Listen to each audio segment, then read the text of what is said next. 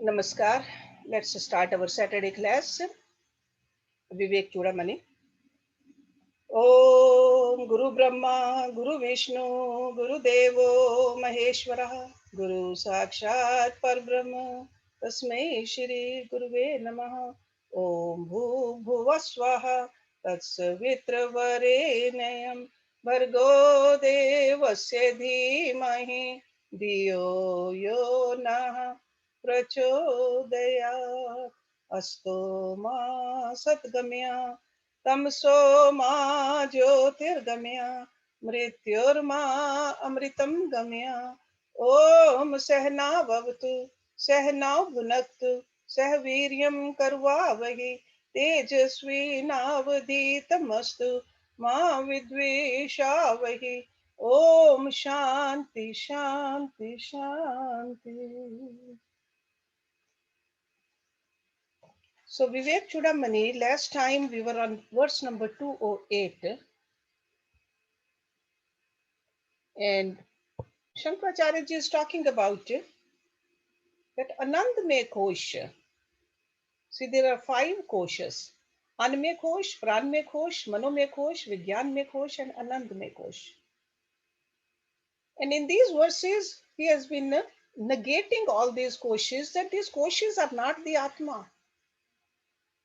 So in the last couple of verses, 207 and 208, we learnt that Anandmay Kosh is fully manifest in the deep sleep state, while in the dream and waking states, it is only partially manifest depending upon the sight of pleasing objects, etc.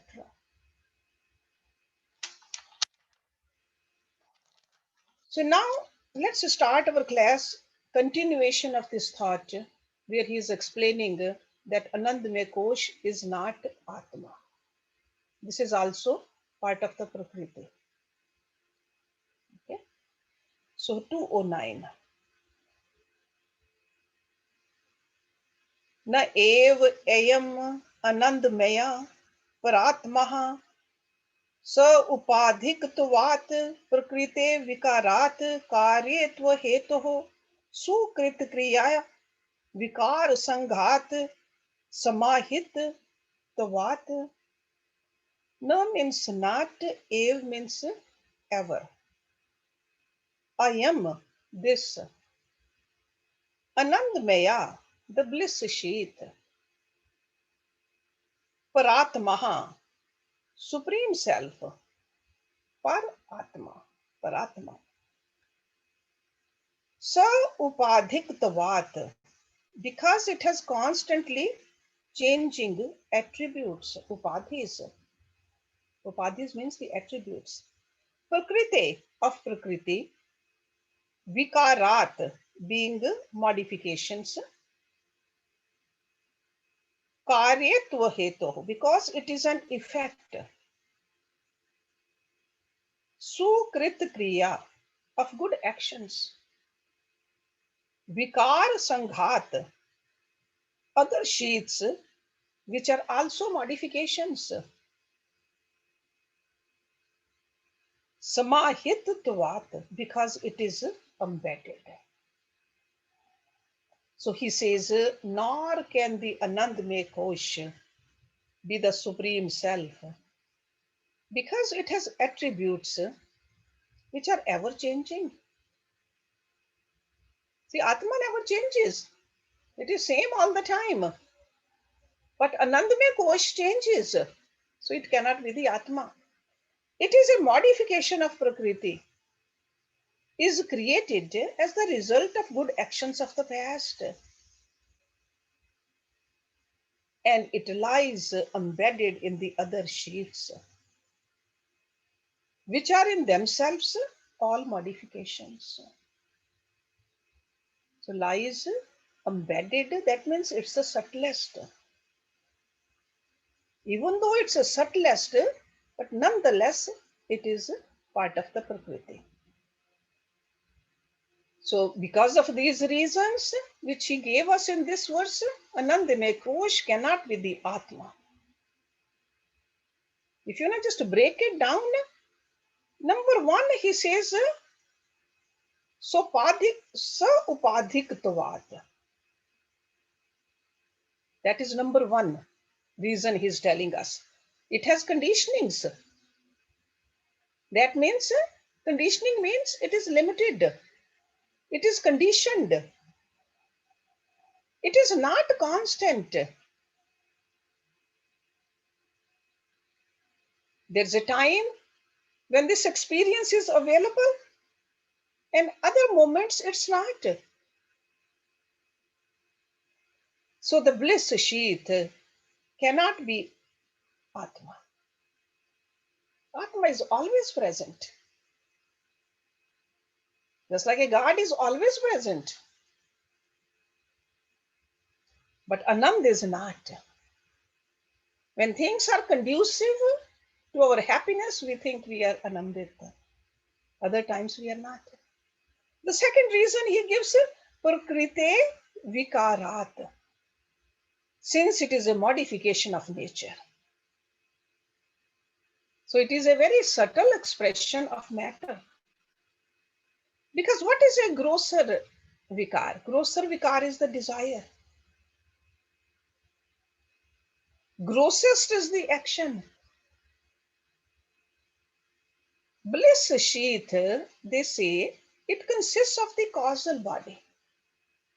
Causal body, that means it's made up of the vasanas. But even though it is a causal body, but it's not the Atma. It is still a modification of the matter. So anything which is a modification of the matter cannot be the Atma. And the third reason he is giving karyatva hetu. It manifests as a result of good and meritorious actions of the past. So it belongs to the realm of effects, not of the cause.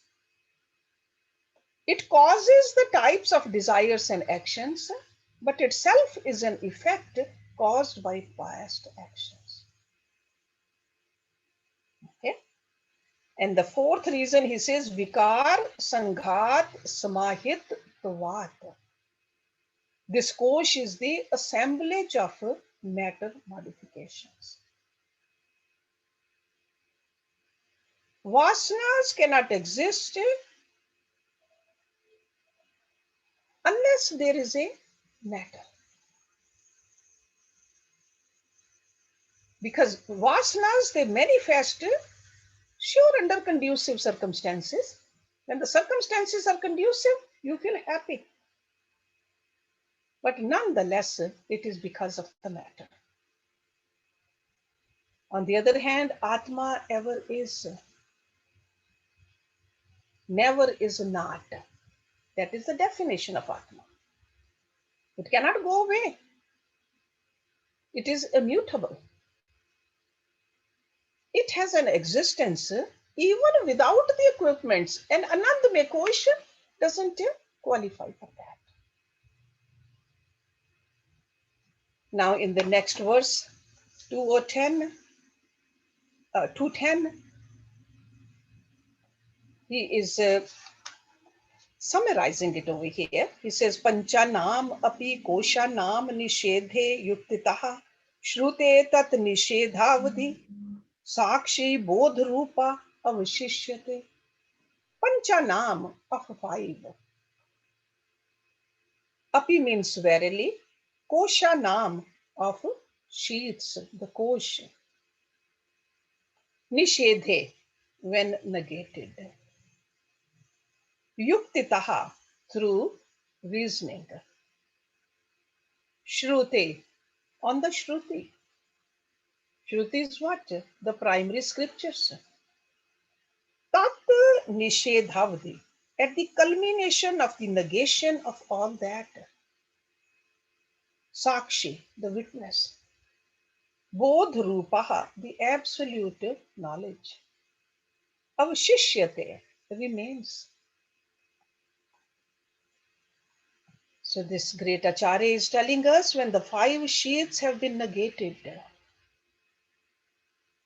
through reasoning, because he has given us enough reasons to negate each and every one of them. So when the 5 sheets have been negated through reasoning based upon authoritative scriptural texts, so it's not just a one person's view, it is based upon the scriptures, the primary scriptures, Shruti. Then at the acme of the process, what remains is the witness, Sakshi, knowledge absolute, the self.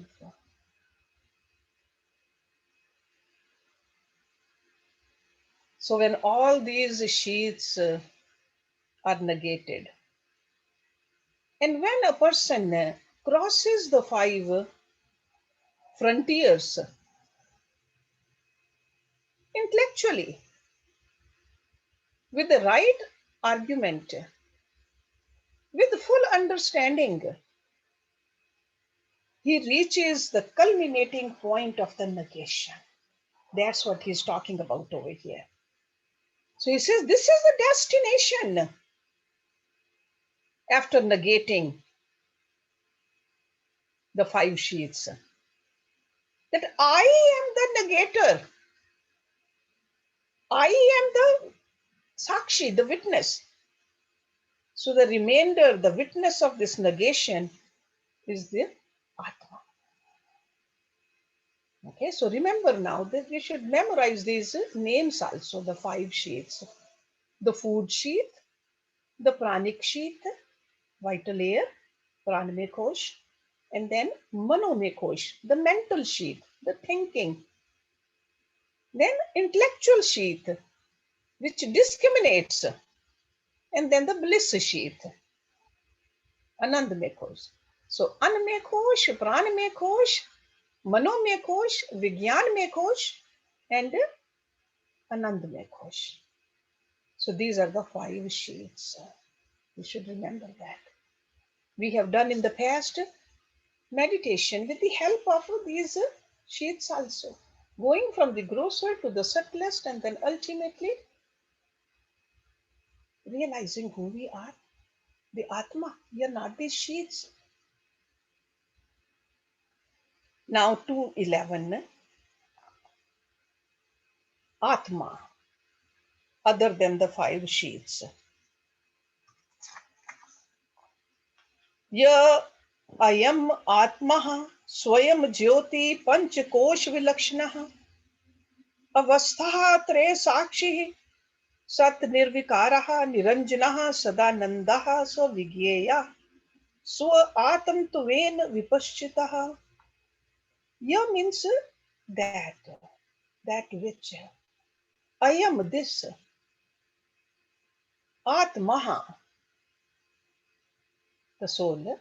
Swayam Jyoti, self-effulgent. Panchakosh vilakshanaha, distinct from the 5 sheets. Avasthaha tre sakshihi, the witness of 3 states. Sat means real. Nirvikaraha, without modifications. Niranjanaha, flawless, like an unsullied. Sadanandaha, bliss everlasting. Sa means that. Vigyayaha, should be realized. Should be realized. Swa atam tvain, as one's own self. Vipaschitaha, by the wise person. Shankaracharya ji is saying this Atma is a self-effulgent. The other sheets are not. But Atma is self-effulgent, just like Paramatma is self-effulgent. Atma is self-effulgent and distinct from the 5 sheets. It is the witness of the 3 states. Is real, is without modifications, is unsullied, and bliss everlasting. The wise man should realize it as his own self. So when we negate all the five sheaths through close observation, intellectuation, meditation, what remains? What is the remainder? The self-effulgent Atma. It is known by itself. We don't have to bring it from somewhere. We have to just remove all these non-Atma things. It is that illuminating factor which remains as a witness of the three states of consciousness. This is the three states he's talking about. What are the three states of consciousness? Waking state, dream state, and deep sleep state. Jagrata avastha, swapana avastha, sushupti avastha. So that's what he's talking about, three states. Because in those states, we see the changes in our body, in our mind, in our intellect, constant fluctuations.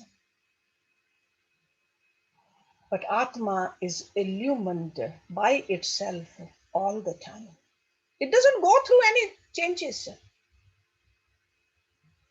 Atma is immaculate. That means it's untainted. Untainted by the sattvikta, rajsikta, tamsikta. That's untainted, unsullied. Because this changeless ultimate truth is to be known. And it is to be known not as an object outside, but as our very own nature. This is what he means by Atamtven. So a wise student not only negates the Panchakosh, but must come to realize that which is behind them all, not as an object, but as his own self. This is who I am, and I need to know who I am. That is Atamtven. That's why they say, know thyself. We spend all our life, a lot of efforts to know something which we are not. We have come over here to know ourselves. That is Atamtven. Now the student, he is listening very carefully, thinking at the same time. Doesn't have the experience yet, but thinking deeply. What is he saying in this question? Verse number 212. He says, Mithyatven nishidheshu kosheshu eteshu panchasu sarav abhavam vina kinchit na pashyami atra he guru vigyeyam kimu vastuhu astu swa atmanah atam vipashtitah. Shishya means a disciple. So that's why it says Shishya Uvach. Shishya is asking this question. Mithyatven, as unreal. Nishidheshu, when negated. Kosheshu, the sheaths. Eteshu, these. Panchasu, five. Sarav abhavam, absence of all. Vina, except. Kinchit, anything. Na pashyami, I do not see. Atra means here. He Guru, O Guru. Vigyeyam should be realized. Kimu, which? Vastu, entity. Asti, there is. Swa Atmanaha, as his own self. Atam vipaschitaha, by the wise knower of the self. So the Shishya asked, after negating these five sheaths as unreal, I find nothing but an absence of everything.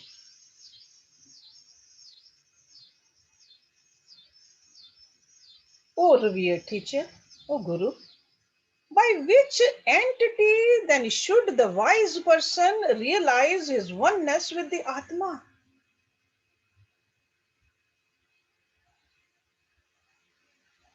So he says, I find a state of sheer non-entity, a total absence of everything, an empty void. This is the disciples' cry. When I negate, I'm not the body, I'm not the mind, I'm not the prana, I'm not the vigyan, I'm not the anand. He says, I find a void. So this is a despair of the intellect when spiritual ideas are merely thought of by it. So this is a cry. What remains is to be known by the wise man. So this disciple questions here. When there is a total negation of everything, then at the end I find only a void. Remainder is only a void for him. How will I know who I am?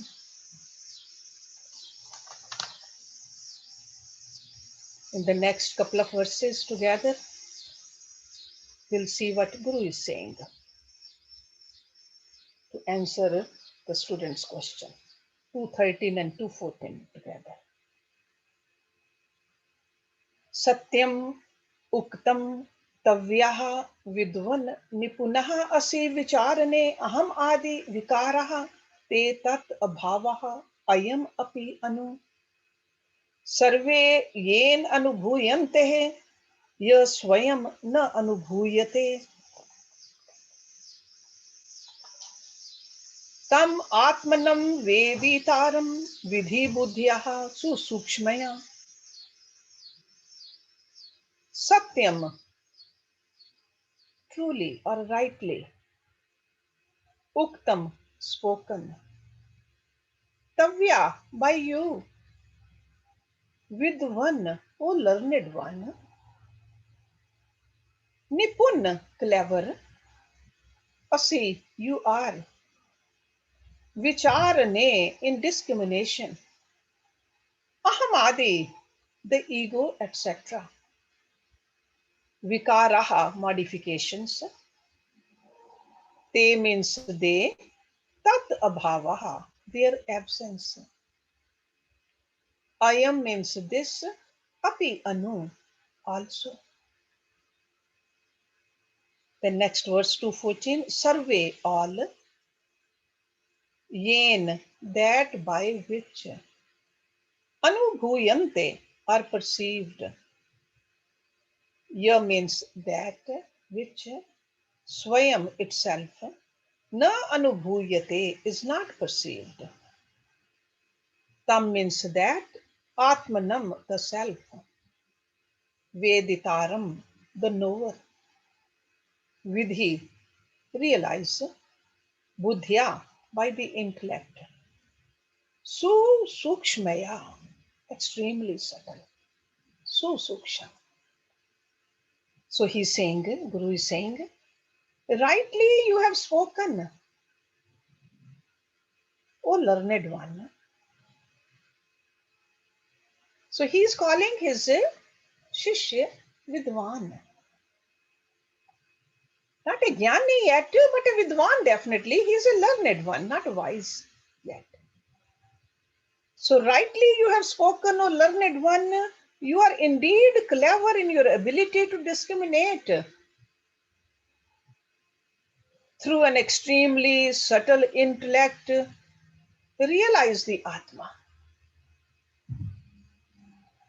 Because the disciple was asking how I'm going to realize the Atma.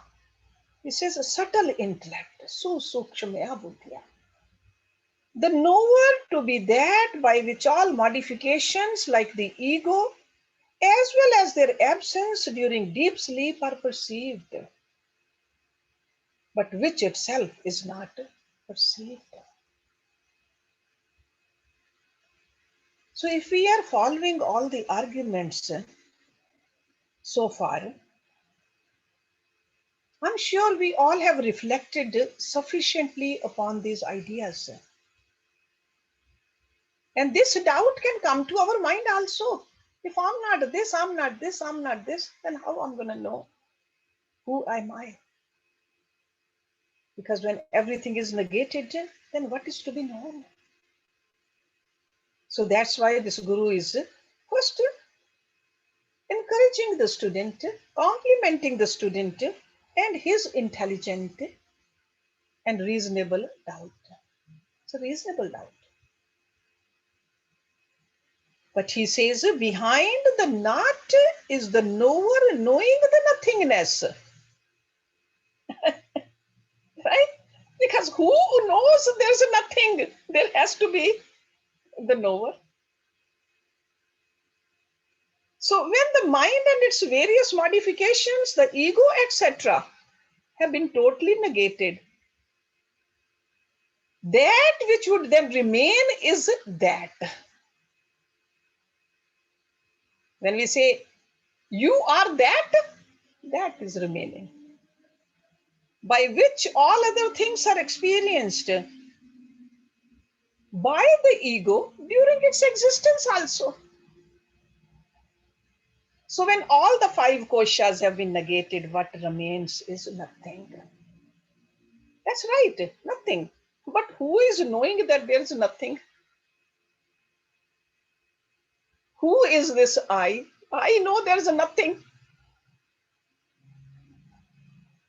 So this I. So it is this I factor, the subject. It's called the subject, not the object. Subject. That's what this great Acharya is trying to indicate.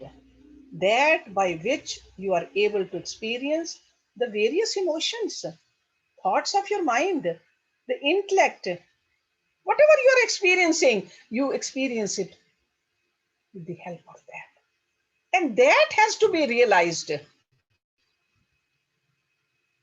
And that can be realized only through experience. Not through the thoughts, not through the feelings, but you need to experience it. Because that is your real self, who knows them all. This is to be experienced and known. And that's why he says, because student is asking, how I'm going to know that? He says, you'll come to know that knower of everything. The principle of knowledge, in whose presence all knowledges are rendered possible. So that's why he says through Susuksham Buddhya. Susuksham Buddhya. With an intellect made very subtle. There is a sharp intellect, which is called a Kushagar Buddhi. With a Kushagar Buddhi, you can understand the material world. Through a Suksham Buddhya, you can know who you are. So he's asking us to make our discrimination very subtle, not sharp, subtle. So this is a very confident and a very precise reply by this Acharya. Because with the gross things, gross intellect, we see gross things. Grosser the intellect, grosser the vision. See, just like the minute we see something sensuous, that is with a gross intellect, we are seeing the sensuality. But when we see the beauty in that particular thing, that means the mind has been made little subtle. When we see, from the beauty we can see the living being. It's not just only a sensuality, not just the beauty, but we are seeing the living being in that. That means that your mind has been made subtler. And when we see the divinity in that, not just only a life in that, but a divinity in that, that is the subtlest. So the same intellect has been made from seeing the gross to the subtlest. We can enjoy looking at the sun or the moon at night. Beauty of the moon. But then seeing, feeling the divinity in the moon also. Not just the beauty in the moon. So how do we make our intellect subtle? He says subtle intellect means that intellect which is not running headlong to crash into the sense objects. Most of the time, sure, we are very intelligent, but we are crashing ourselves in the sensuality. That intellect which is not functioning under the pressure of its vasanas. We have come into this beautiful human body where we need to learn how to control these vasanas, exhaust these vasanas, not just keep on increasing these vasanas. And how do we get rid of these vasanas? Nishkam karam, selfless actions. We learn it from Bhagavad Gita. We learn it from other scriptures also. Vasanas are removed through dedicated activities when we work for God, when we offer the fruits of our actions to the divine. That's how we exhaust our vasanas. That's how this intellect become purified. We will be able to recognize the divine faculty everywhere.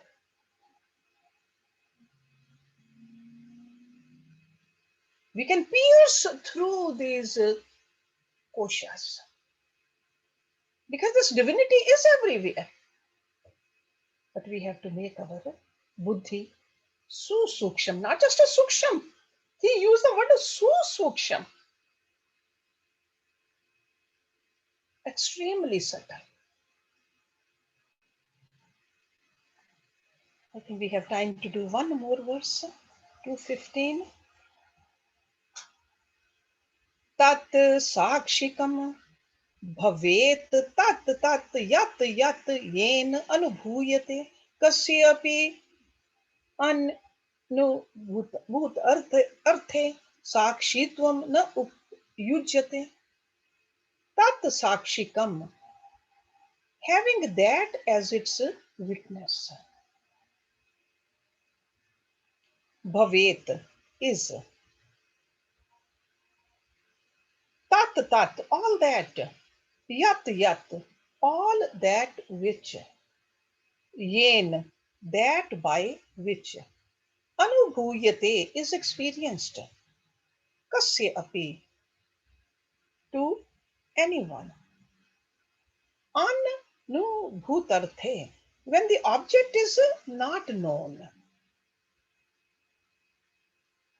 Sakshitvam, witnesshood,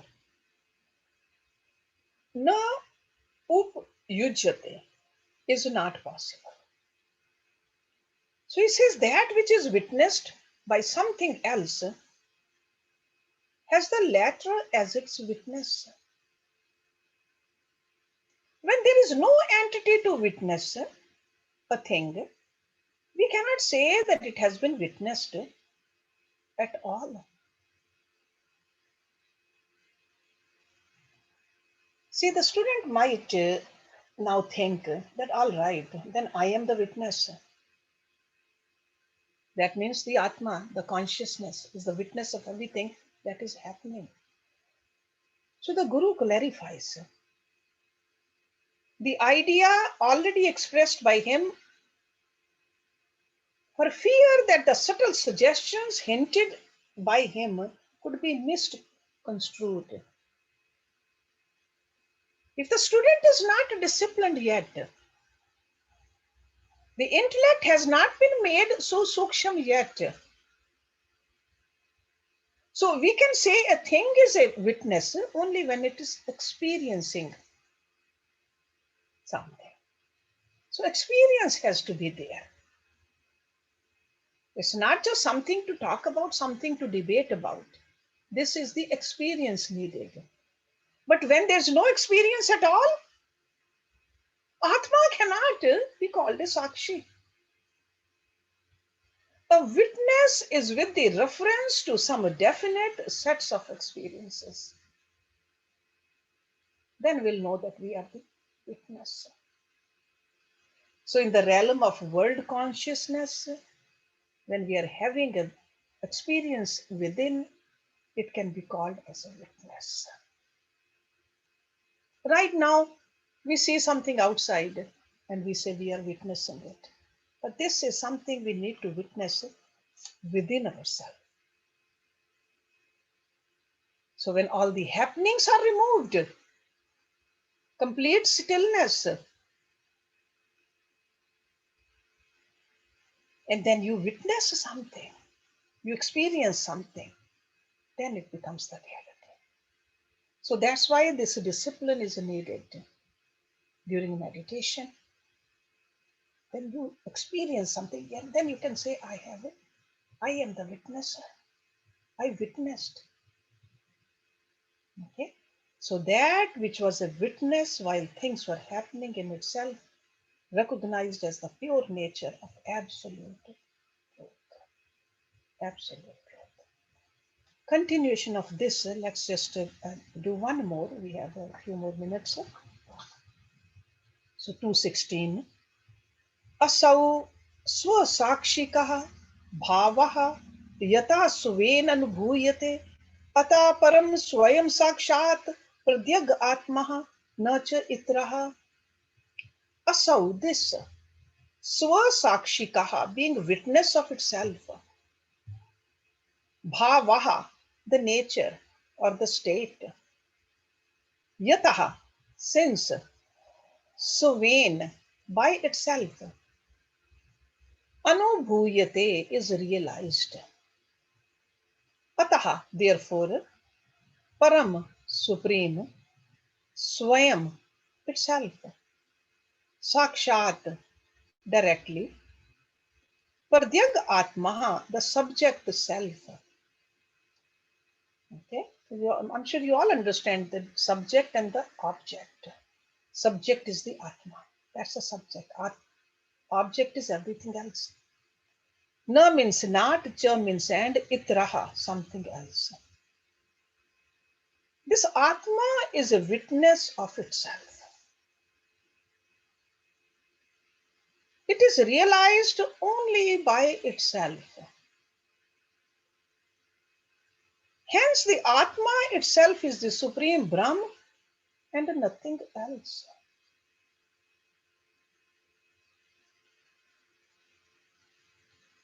So, Atma is the only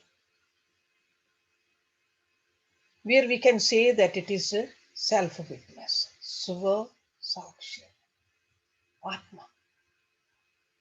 So we cannot say that it is a witness reference to the parade of experiences outside, inside. It's just like a witness itself. It's almost like as long as there is the world and the sun, one can say that sun is the illuminator of the world. But if the world itself is wiped out by some kind of a cosmic convulsion or a collision, there's no world. But if the sun is still there, This is Swasakshi. So everything else is broken down. Atma is still there. So Atma is not a Sakshi because of something else. Atma is a Swasakshi. Always there, always will be. Swasakshi. So this Atma is a witness of all that happens in our body, in our mind, in our intellect level. When the body, mind, intellect, all these things are broken down, Atma is still there and it knows it's there. That is Sakshi. So all that can be said is that it realizes itself. That's the word Swasakshi is over here. So this Atma itself is the Supreme Self. The life in each and every one of them is the same life. And not just only on this earth, not only among the human beings, not only the people who are studying this, but in the whole universe, everywhere. So the realization that the self in me is the self everywhere is not a different kind of a process of realization. After experiencing the self in me, I don't need to take up another sadhana to realize that self is everywhere.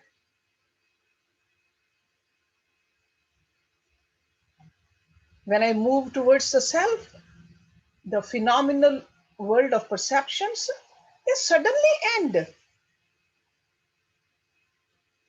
Suddenly end. And there's a feeling of oneness, experience of oneness, which is a witness of itself. And it's a very peculiar experience. Unlike all other experiences, because we have experienced a lot of things in this phenomenal world. This is a different kind of experience. And this experience can happen right now, right in this body. We don't have to go anywhere to have this experience. Arjun did not have to go somewhere to witness the divinity. Right there in the middle of the war, the experience. So far, we've been experiencing through the body, through the mind, through the intellect, about the things which we are not. That's like a web of the subject object relationships, the merging of all this. But here he's talking about Swasakshi. The subject and the object have become one and the same. Experience of Brahma. Not only experience of Brahma, but becoming Brahma. It's almost like when a dreamer wakes up, what happens? He becomes the waker. That's how you become Brahma. The limited individuality at the moment becomes Brahma. So there's not even a role of a self, like a self-witness, that I'm seeing Brahma. So in that sense, he talks about soul sakshi. Okay? These are pretty deep verses. But this student, he asked for this. So this teacher is answering his question. By what I will know?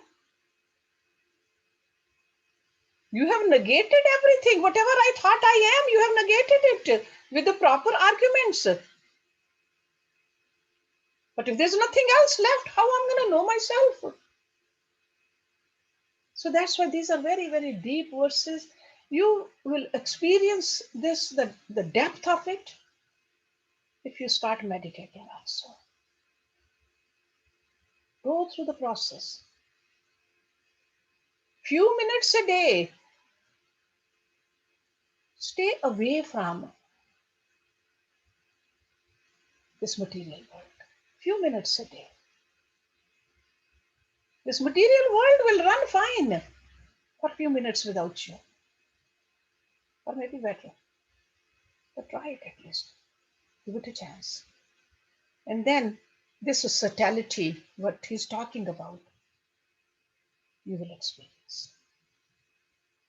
So let's stop it here. So next week we'll start with 217. Om Purnamada Purnamidam Purnat Purnamudachyate Purnasya Purnamadaya Purnameva Vishishyate. Om Shanti Shanti Shanti. Thank you very much.